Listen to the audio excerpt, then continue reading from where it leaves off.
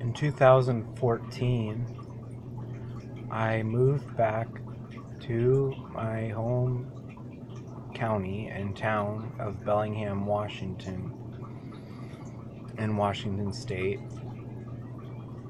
Usonia. Due to extenuating circumstances, I ended up homeless for living in a tent in the woods for about almost a year. During that time, I had a few odds and end jobs, but predominantly what I was doing was pushing a shopping cart around and gathering metals for salvage from downtown and the college district, predominantly aluminum cans, odd steel, copper, etc. And I was able to survive by doing this and occasionally selling junk, like things I had found, reselling them or trading them for goods or services. And I did this for a year or two, even after I got my studio. And when I started recycling cans, when I started recycling copper, the price of aluminum was 50 cents a pound at our local recyclery, and copper wire stripped was $2 a pound. I quickly realized that I would spend 8 hours pushing a shopping cart around and gathering these materials and take it all to the recyclery and make $10, $20 on 8 hours worth of work. Of course, I was applying for other jobs and I wasn't getting callbacks, even for interviews, despite my qualifications. So that's when I invented the hobo pinwheel, thinking that I could turn a can worth about 1 cent into $2 or $3, and created a friend of mine and I, who were canning together, is what we called it. We went out and gathered scrap metal, invented the hobo pinwheel, and started selling it or marketing it and refining it, making better, and selling it online and on the street corner during gallery walks. I still haven't had a lot of success with selling the hobo pinwheel. And then in last May, so May of 2016, an older lady friend of mine approached me and asked me to help her in her yard and her house. She has about 20 acres in the county, and she said she would pay me $13 an hour, which she has done for the last year. And suddenly I went from making $2 enough for a cup of coffee a day to an $80, $100, $120 a day. So I started with this lady, and it worked out great, and continued to work for her. I've been here with her, that one client, just over a year now, as of this May. And so we worked together last year.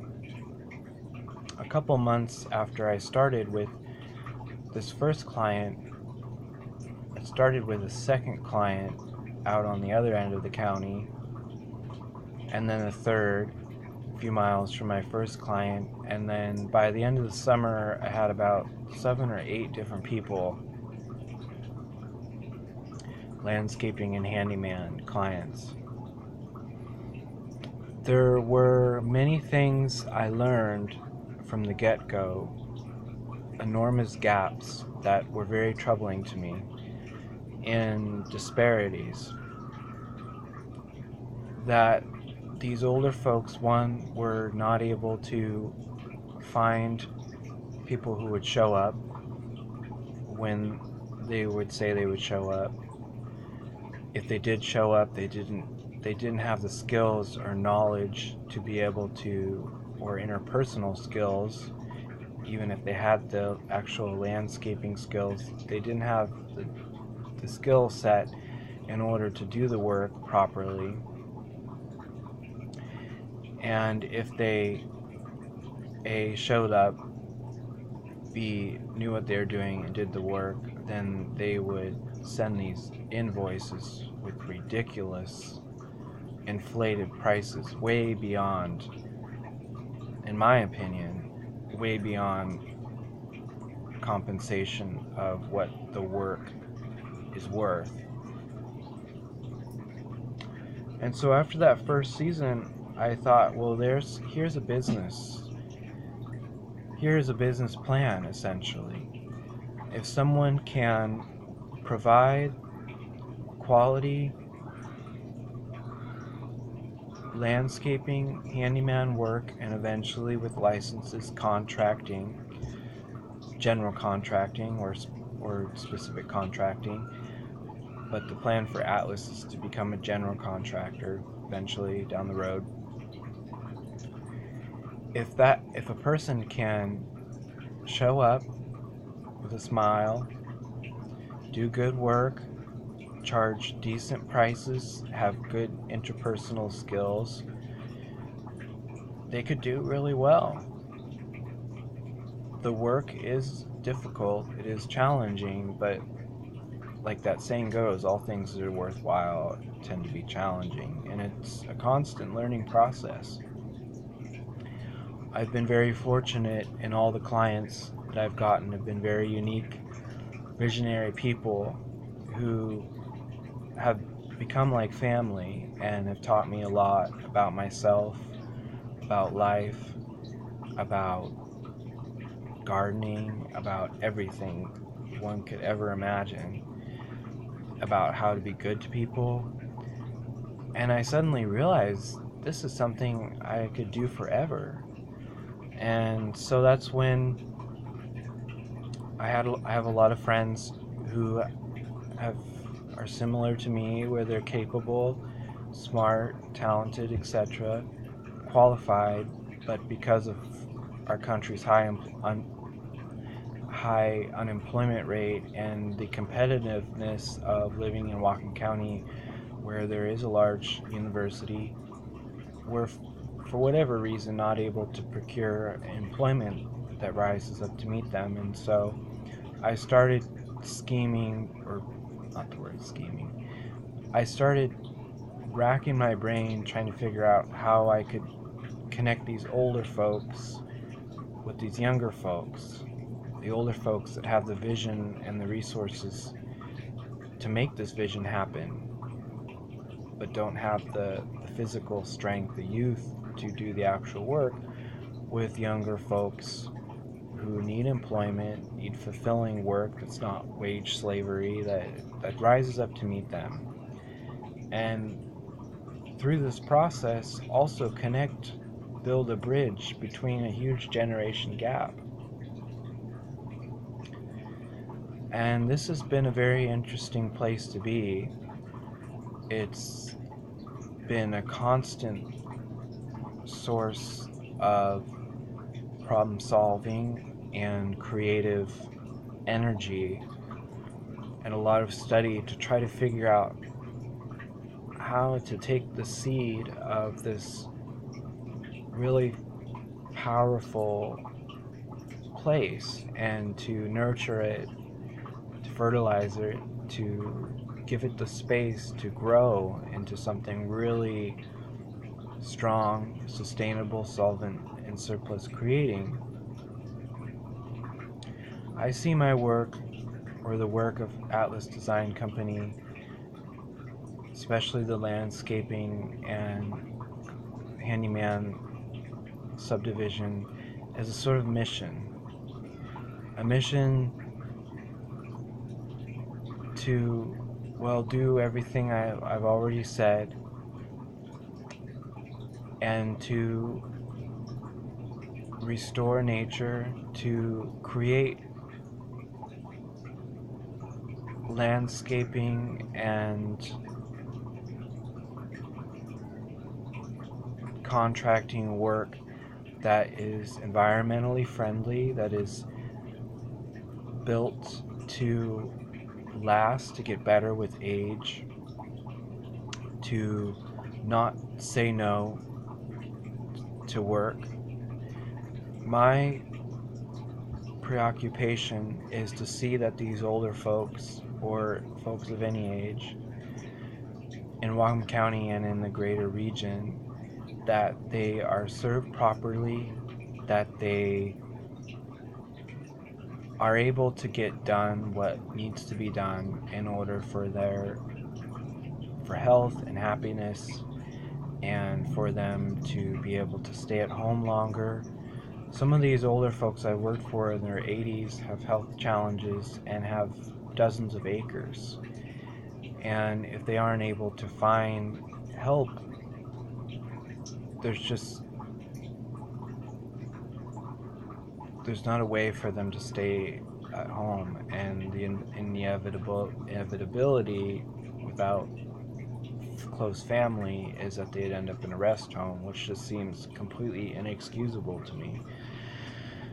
So all these places, all these disparate elements have really kept me going, and I feel really excited about the future of not only my company, but of this incredible opportunity to bridge all these different gaps, to create a landscaping that is low maintenance while being beautiful, that is flexible, that is environmentally sustainable. I'm still a boy on his bike, but I'm very close to having a truck, company truck, and I decided a long time ago that our vehicles will be powered by biodiesel or electric or both. And so I'm in the process of finding a Ford 250 crew cab that I can then commission or do myself, build a biodiesel system that would have several gas tanks and enable one to run biodiesel, straight diesel, or straight veggie oil that would be filtered. So I'm dedicated to that. I also, in the process of acquiring lawn tools, weed eaters, lawnmowers, etc. I want everything to be environmentally friendly and sustainable, so I want our lawnmowers and weed eaters and hedge trimmers and edgers and all these things to be electric, or I haven't even looked up yet, but I know there must exist a company that makes diesel powered lawn tools, and if so, I want to retrofit these tools to run on biodiesel, straight corn oil, and as better sustainable fuels develop, then we'll do what's most efficient and sustainable at that time. I really encourage people to look around in their neighborhoods to see where the gaps are, to be engaged, to be involved, to ask themselves what they can do for their neighborhood, for their family, their friends.